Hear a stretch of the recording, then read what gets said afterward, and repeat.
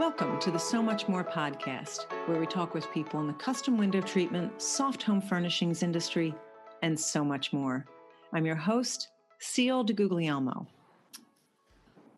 Hi, welcome to today's episode of the So Much More podcast. Recently, under a couple different circumstances, the idea of a very crucial topic for entrepreneurs has come up: setting boundaries. It came up in a library meeting recently with a couple of members. It came up with Michele Williams in her circle time that she presented this past week. And if you're a Pro Plus member of the library, that circle time, as all of them are, was recorded and is available to watch. Then on a podcast that I was listening to, the Robbins podcast, they were talking about boundaries there too, but in a way I had not heard about it because they were talking about self-care, and I hadn't really thought about boundaries as being self-care. So I'm going to encourage you to watch and listen to both the Circle Time and Mel's podcast. I'll put links to them in the show notes of this podcast. But I think there is still some value in today's podcast, even if you haven't watched or listened to those first. Michelle's Circle Time was about ending the year well, and there was a lot of great information in that podcast. So I'm not going to focus on that part, but we did talk about boundaries. When Michele realized that she was working to make luxury items for her clients and wasn't being compensated for it, she realized that she had to get intentional. And lucky for us, because she created some great courses and some great information that she has shared with all of us. But I love that she used the word intentional and boundaries in the same sentence. That setting up boundaries meant she was able to do what she was intending to do. Many of us were so happy to have work that we had no boundaries around our businesses when we first got started. And we worked long hours and anything just to get a job or to have someone say yes to a quote. And some of that was compounded for those of us who started our jobs to work around our family schedule. We thought about the fact that we had freedom, and I'm using air quotes here. But that also meant working into the night and losing sleep for many of us. In the Mel Robbins podcast, the psychologist that she interviews, Dr. Pooja Lakshmin, discusses setting boundaries in our private lives. But she said several things that really resonated with me that I think are important for business owners to think about. And I'll get into that in just a couple minutes. So whether you're just starting out or you've been in business for years, establishing and maintaining healthy boundaries is essential for your success and well-being. The reality of trying to get work done around our families, whether we have children, aging parents, or just need to do the things that allow us to function, that reality is we cannot be all things to all people 24 hours a day. There has to be downtime. One other reality is that technology has made it so that we are available 24/7 if we allow it. And we are teaching others that we are available. So I'm going to step down off my soapbox and I'm going to break it down a little bit for you. Why are boundaries important for small business owners? As a small business owner, you're likely wearing so many hats and juggling so many responsibilities.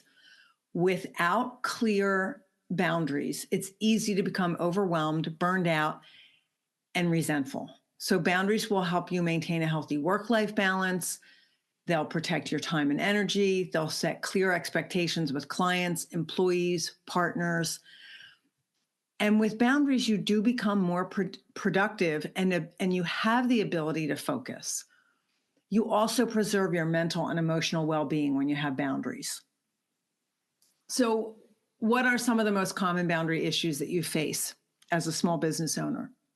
We struggle with working excessive hours, always being available for clients or employees, which makes us not so available to our partners and family members.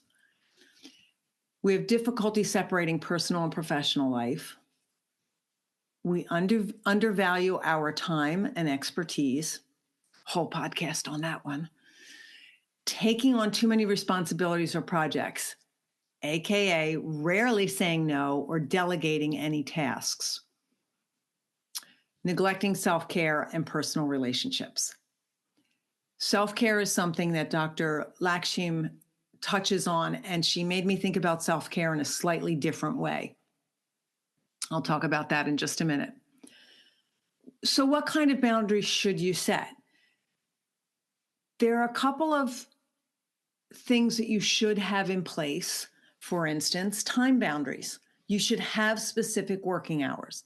If you choose to work outside those hours, that's your decision, but your clients should not think that you are available to them 24/7. You need to establish some very specific off-limit times for family or personal activities. You are entitled to these. And this is actually easier than we allow it to be. For me, it would mean not looking at email after a certain point every day. Once I do look at email, I feel like I have to take care of something. Not looking makes it a little bit easier. I've taken some of the apps off of my home screen so that they're a little bit harder for me to find, and so that when I'm not working, they're not right in my face. You can create a structured schedule for different business tasks. We've talked about calendaring on several occasions in group discussions in the library. There's a great calendaring webinar in the library. And by getting them on our schedule and honoring that schedule, it makes those things non-negotiable. So if you are working on your business, not in your business, and you have a marketing hour scheduled, put your phone on Do Not Disturb and don't answer any questions while you're working on that. You have to create that boundary. If you have a structured time every week that you work on certain things, don't allow yourself to interfere with that or anyone else. It's important for us to decide how we want our clients to communicate with us and keep those boundaries. That really works both ways. You can define your preferred methods. You can say all communication must be through email so that you can protect it. If you have clients who insist on texting you, you either need to say, that's great, please send it in an email so I have a record of it, or you need to copy and paste those things into emails and send it back to them and say, is this what you want me to do? But you need to require, and I don't recommend you do that. I recommend you have them email you. You need to set up those requirements and you need to stick with them.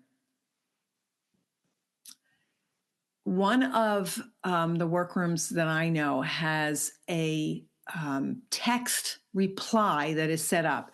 I need to find out how she does this. It says, if you text her at a certain time, it says, we are working in the workroom, and in order to keep our work to a high quality, we are unavailable at this time. We will review texts and emails in the order we receive them, starting at, and she has a time inserted there. When I text her, I don't expect a return text until after that time because she's been very clear that she's not available. Establish rules for after-hours contact. You can set up your email signature to have your hours of operation. If you want to reply to some emails outside of your regular hours, schedule the replies to go out the next day after your opening time. If you are watching TV, sitting on the couch, and you decide to open your email, do not send the reply without scheduling it for tomorrow. It tells people you're working. And then that gives them permission to email you back again. You also need to set up financial boundaries. You need to set clear pricing and payment terms. I've recently seen a couple of conversations about people not getting paid in a timely basis. You need to have your terms of operation that you share with your clients, when you expect to be paid and how you expect to be paid. There was a conversation in the upholsterers Facebook group recently about what type of payment do you accept?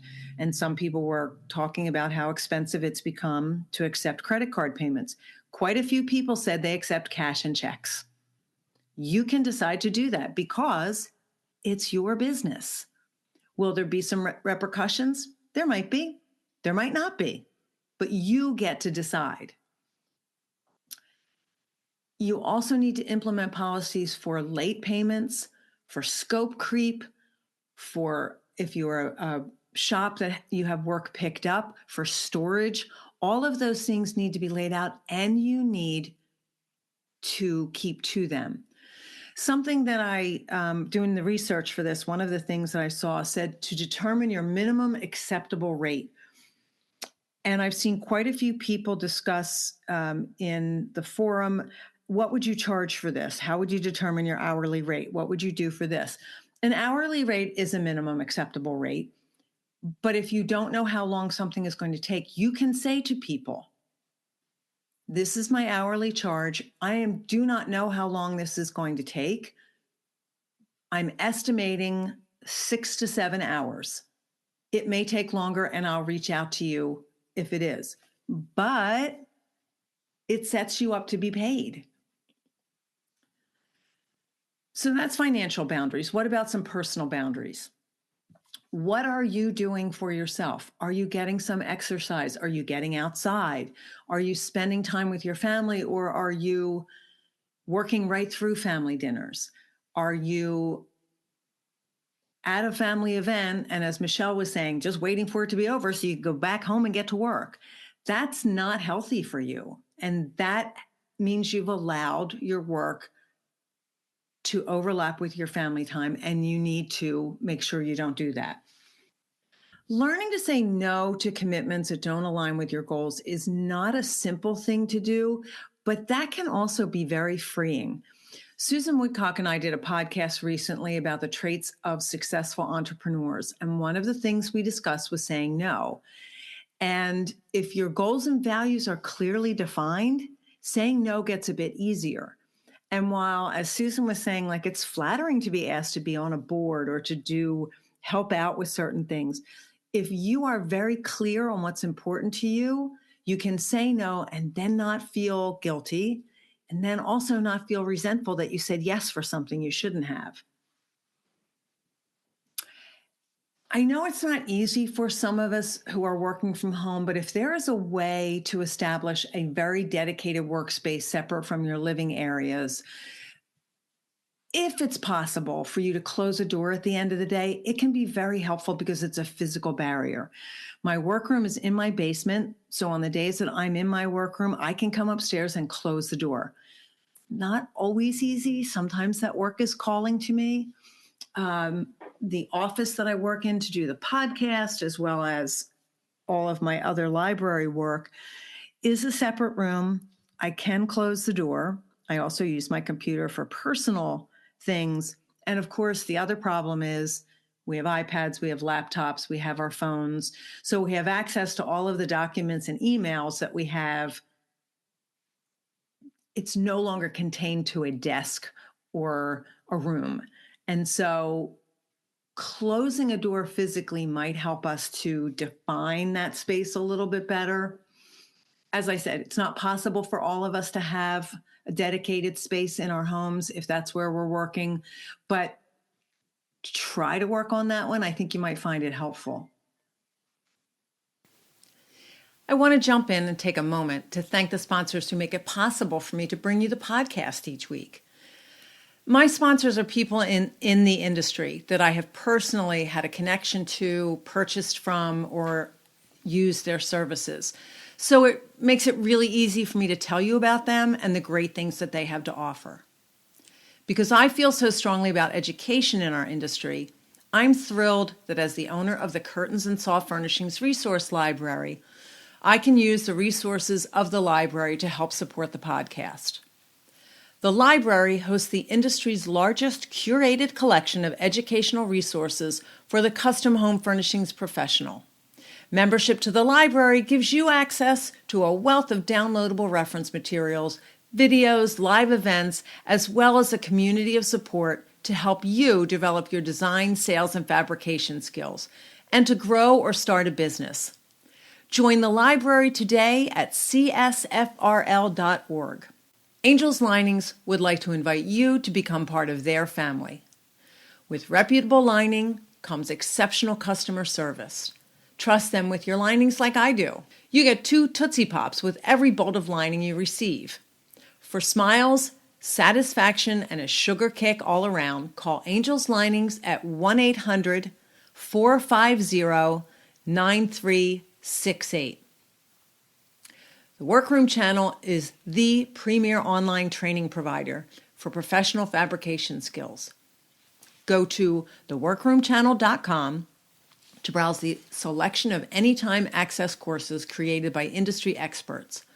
Watch detailed demonstration videos, download companion materials, and participate in private course discussion boards with your instructor and classmates from around the world. Start your course path today at theworkroomchannel.com. If you've listened to the podcast, you know how much I've learned from Michele Williams. And I think most of my guests have mentioned taking at least one of her classes or gotten coaching from her. Her business is Scarlet Thread Consulting. Michele loves to work with creative business owners to help them understand all aspects of their business and to use their gifts and talents to make it profitable. Michele is a strategic profitability coach certified in the Profit First methodology, and she can be reached at scarletthreadconsulting.com. I've also mentioned my membership with the WCAA, and I'm now a gold level sponsor, where education, networking, visibility, and industry discounts are just a few of the benefits that are offered to our members. The Window Covering Association of America is the only national nonprofit trade association that's dedicated to the window coverings industry and the dealers, decorators, workrooms, designers, and installers that make up our membership. Join today at WCAA.org. WCAA, where you are never in business alone. I've also been extremely fortunate to be able to work with Merrill Y. Landis Ltd. It's a family-owned and operated custom workroom and product distribution company to the trade with over 70 years of experience.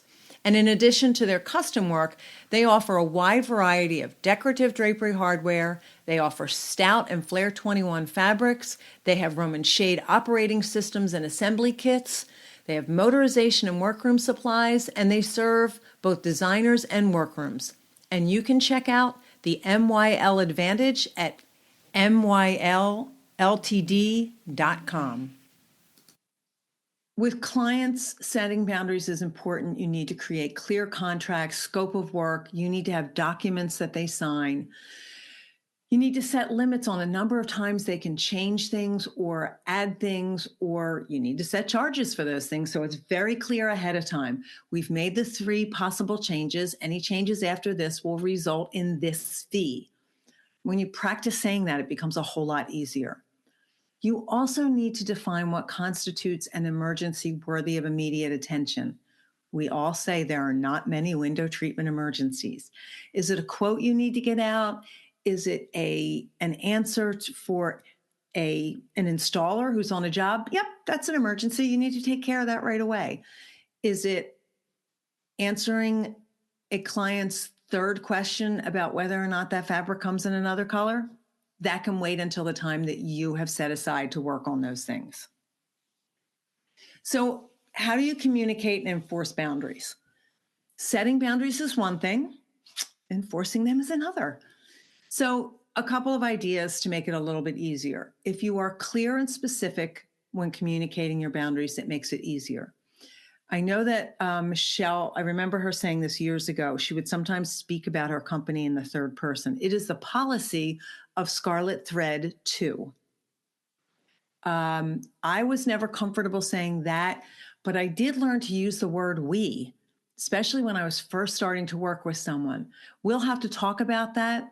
I don't know who they thought that other person was, but it gave me a little strength to put off answering some things and would allow me to come back and say, that's not our policy. That isn't something we do. So whatever is comfortable for you, but that third person thing and mentioning your company by name can help with the professionalism and help set those boundaries. Use confident, assertive language. Be proud of the things that you have set up and don't use the word okay afterwards. This is my policy. This is the company policy. In one write-up that I was looking at, they suggested you explain the reasoning behind your boundaries. I'm sure there are circumstances where that's a good idea. I feel like as women, many of us explain ourselves far more than we need to. I believe that you get to set the boundaries within your own business. If you feel that it clarifies things and makes it easier for your clients to understand, go right ahead and explain them. I just think we do way too much explaining. You need to be consistent about enforcing your limits because we all know that one client who, if you answer your phone at 7 p.m. once, you will hear from them again at that time. So protect your boundaries, put your voicemail on. If you can set up a different phone for your business, leave it in your office, turn it off, and you can turn it back on in the morning and answer the calls then. You can practice some of the boundary crossing scenarios and get some scripts together. I find this to be extremely helpful. I'm usually having conversations in my head anyway, so I might as well make them useful. If you feel like your clients are going to have some objections, and write them out and decide ahead of time how you would like to respond to that. I also find that the things that I worry about usually don't come to pass. So I can kind of get those conversations out of the way and move on. Use technology to your advantage. There are so many different ways that you can do this. Automated email responses, as I mentioned, scheduling tools. We could do a whole podcast or circle time on that. In the podcast with Pooja, she talked about allowing calls to go to voicemail so you can be prepared for the request or the conversation you're going to have. She also says, and I thought this was really interesting, there are 3 options to a request: yes, no, and let's negotiate. Maybe another whole podcast? You need to lead by example and respect other boundaries as well. If you've decided to work late into the night, it is not fair to your designer or homeowner to text them at 3 o'clock in the morning and say, oh, hey, would you like me to do this? I know that many of us use texting as a way to get things off of our minds, but they are immediately received, and we have to think about that. And if you want your boundaries respected, then you need to do that for other people too. Why should you set boundaries? What are the benefits? You will have increased productivity and efficiency because you won't get interrupted as much if you set boundaries. You will have improved work quality. You'll have better relationships with clients and employees, and there's a good chance with your family or loved ones. You will have less stress and burnout. You'll have more time for innovation and business growth. A lot of us talk about, well, I don't have time to make samples. I don't have time to try something new. If you're getting interrupted less and getting your work done, and deciding that once a month you're going to have a half a day in your workroom where you're trying new things, and you don't allow a designer who's decided at the last minute to come and see you to come, then you can do those things. Your personal life and your relationships will be better if you set up boundaries. You'll also have greater satisfaction in what you do. You'll feel less put out by other people's requests. First of all, because you'll have learned to say no to some of them. And secondly, when you do say yes, it'll be because you want to. So setting boundaries is not selfish. It's really an important part of running a sustainable, successful business. When you establish clear limits and expectations, you're not only taking care of yourself, but you're also providing better service to your clients, and you're setting a positive example for your team or for your family. I didn't even touch on guilt in any of this, but Dr. Lakshmin talks about how to conquer that. And she says, creating a pause before you answer anyone. It gives you some space to think about what you want to say, how you want to respond, stops you from committing to something before you do it. Pause gives you a moment to decide how you're going to respond. If you haven't set any boundaries prior to this, you're going to need to implement these strategies a little bit at a time, and you're going to need to be patient with yourself. Setting boundaries is a skill, and it takes some practice. Start small, but be consistent, and don't be afraid to adjust as your business changes. In the beginning, as I mentioned, we said yes to every single job, and then you did that one pillow for $75 and you spent 4 hours designing it with a client. You can say no to that as your business grows. You don't have 4 hours to design one pillow and make less than $75. You don't. One of the things I did for myself recently is that I took some time off before and after my daughter's wedding. I had enough people reaching out to me to give me that advice that I did schedule it. I took off most of the week before because I knew we'd have a lot to do.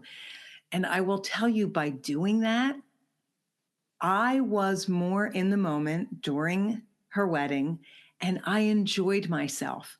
Now, I would not have been thinking about client work or the library in the middle of the wedding ceremony. But as I was told by many of my friends, this was more than just the day of the wedding and more than just the moment of the ceremony and the party afterwards. I was able to be in the moment when we went to the flower wholesaler to pick out the flowers with one of my sisters and my husband and my daughter.